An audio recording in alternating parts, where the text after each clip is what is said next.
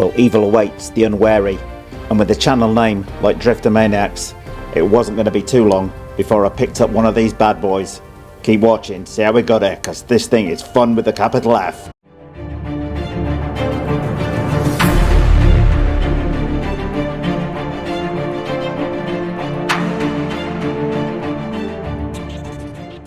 Well, my fellow Drifter Maniacs, Rich here, and I've got a new drift car.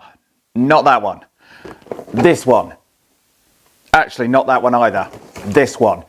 The one on the other side of the box is the SG1604, but I like the look of the bad boy 1604. A little bit of a hint of Mad Max in it to my mind on there. This car's been getting a lot of attention on YouTube, and being a fan of the Armour Infraction and its full-on drifting. This is my twin motor version, if anyone is not familiar with that, of which I've finally got some foam tyres on, so we'll be doing a top speed test on that in the coming few days. All joking aside, I've seen people like Dave's RC bashing, Tom Lee RC and Kevin Talbot driving this, and it looks absolutely great fun. So I thought I'd better get one of these, see what all the fuss is about. I believe it comes with 2 sets of tyres, 1 stock set, 1 drift set. Well, let's get straight to it, get this thing out of the box, see what we'll get for our money. And who knows, in another video, we might put it side by side with this bad boy. Now, if you're not familiar with this car, it is brushed, it's 4-wheel drive, built-in headlights, which look fairly awesome from what I've seen online, 1/16 scale. It's got ESP, I'm guessing that stands for electronic skid protection, etc. Basically means the car's got a gyro built into it, so you're going to be able to drift a bit better with it. But wait, this is almost like a Richie whoa moment. Later on in this video, I'm going to show you with the car on the bench, that ESP facility working or not, as the case may be. And the results may surprise you. I wanted to test it on a bench because I've been watching a couple of other people's videos on it, and they were saying, when I adjust the ESP, doesn't seem to do an awful lot. And I was thinking, maybe you should test it on a bench, Richie, and see how well it works or not when we adjust that dial. And as I say, the results may surprise you, but a full demo of it on the bench in just a second. And I'm thinking what that ESP is, it's a bit like Traxxas TSM or Spectrum AVC, where it's going to steer into the skid and help you drift the car a bit better. Okay, in classic Richie style, is it going to be upside down? No, not in this case. Ready to run, but first time to remove the car on that body film and get the transmitter out from underneath. It's very neatly packed, this thing. And this version I've got is the multi-battery one. Full set of drift wheels, a few tools and some body clips, and a battery charger. And people may wonder why I go on about the packaging a car comes in. If a car is well packaged, the chances are a lot of thought has gone into the design of the car itself. So good packaging typically results in a good car. So what do we get for our money? Our instruction manual, 1 car, needs the body film taken off, our 4 drift wheels, spanners to change those wheels over from the stock ones, which have a pretty decent looking tread on there, quite soft, but that's got a good grip to it.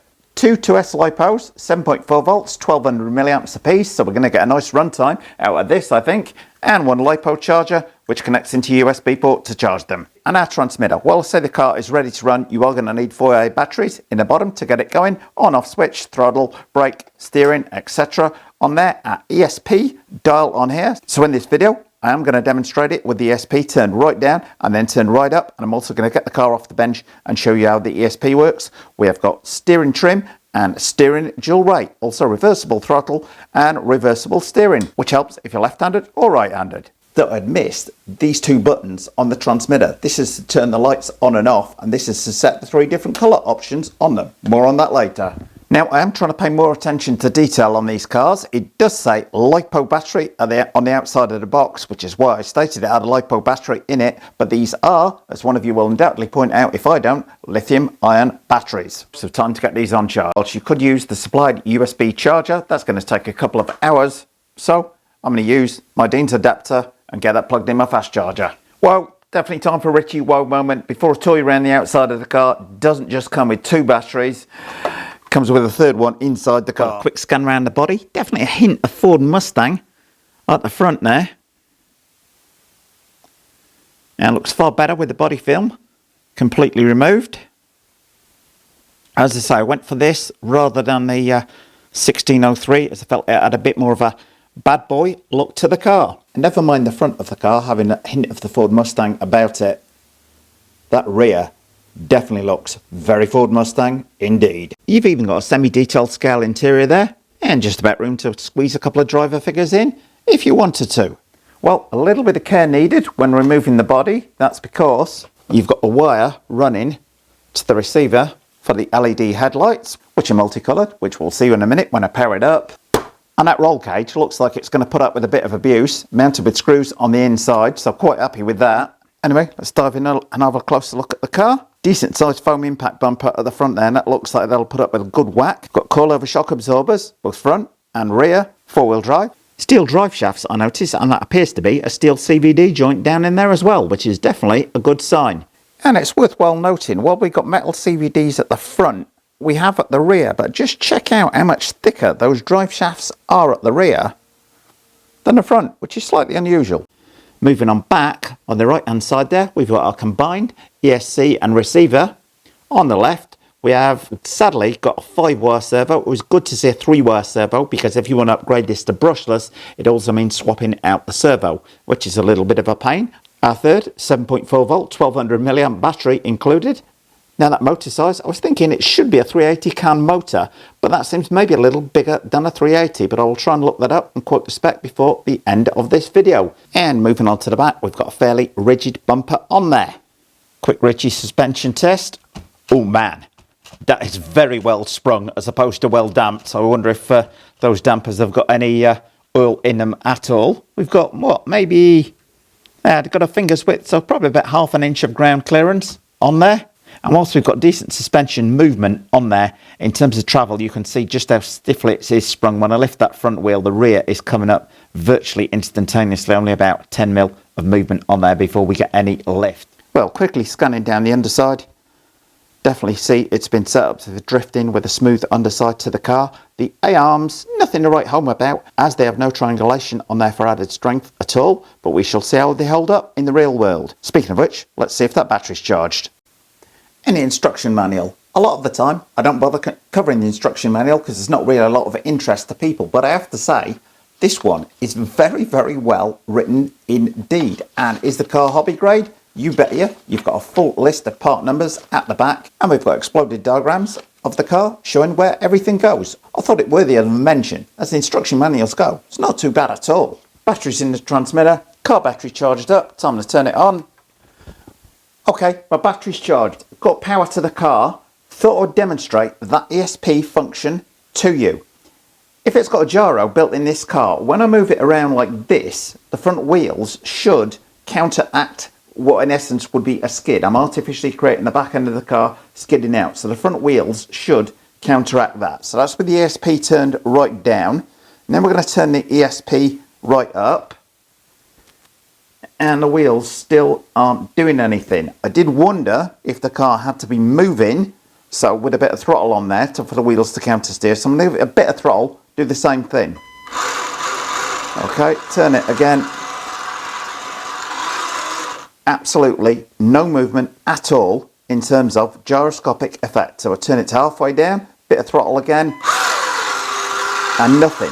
No counter steering effect whatsoever from the car. So, while the car may claim to have an ESP gyro, doesn't seem to be functioning on this one. That's not necessarily going to detract from the driving of the car, but straight out the box, that doesn't actually seem to be doing an awful lot. Although I have had a quick spin around the yard off camera, and the car does appear to drive pretty well. But, like to show the bad and the good about things, so don't necessarily rely on that ESP. You're going to have to rely on your throttle finger and your steering. Check out those awesome headlights, which, as I say, can be turned on and off using this switch on the transmitter, or you can use this switch to change the colour options. Yeah, it looks plain evil with those just in red. I think we'll stick with that. Well, nice rainy day here in sunny California, and I thought a great place to test would be on this wet basketball court.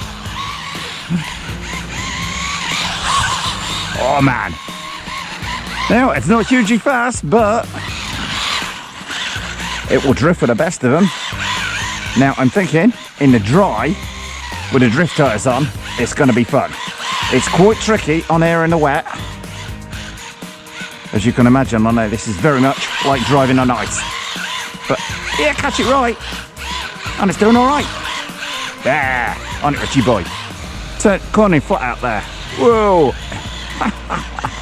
Very predictable. Oh man. Yeah, that back end wants to snap round on you in a blink of an eyelid. On the wet here now, anybody was wondering, is it waterproof? I'm praying to goodness it is.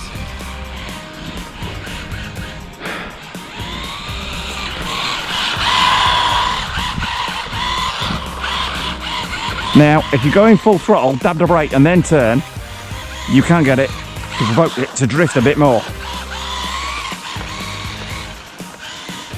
See if I can do that. Full throttle brake drift. Whoa, there, now, yeah. So if you're using your traditional drifting technique, which is give it a bit of brake and then nail the throttle, it reacts to that very, very well. Now getting it. Now I've no idea how long this battery will last, but I'm gonna have a lot of fun making it. Oh man!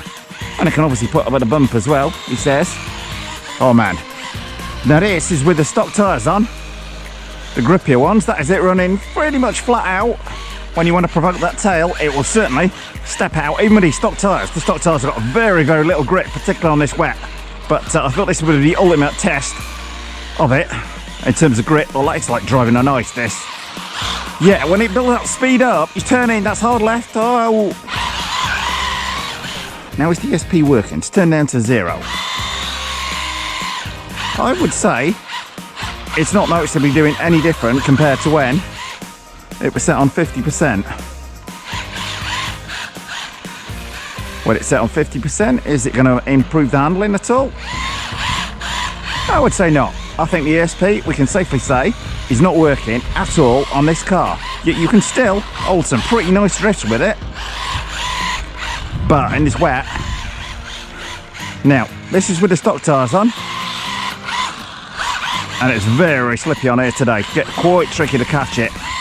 Short wheelbase. That's with the steering dual rate turn right up. So, turn down. Going to be even more of a handful, I would think. Oh no, that's better. Drifting a bit better at speed with the steering turned down.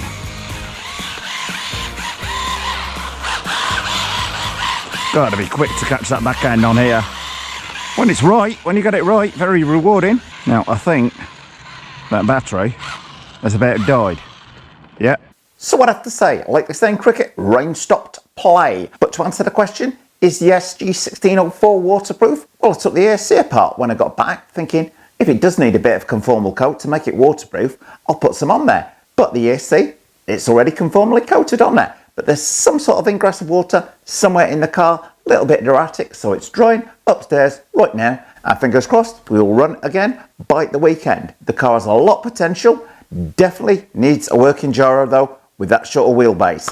I will call it like it is. I don't hide anything away from you. As can be seen from today's test, it showed up a slight deficiency. It's waterproof up to 12 point, and that gyro, sorry, it's not working today. Well, thumbs up if you like this video, guys. Post any comments you might have in the comment section below the video, and hit the circle below to subscribe. And if you do hit the circle, don't forget to hit the bell.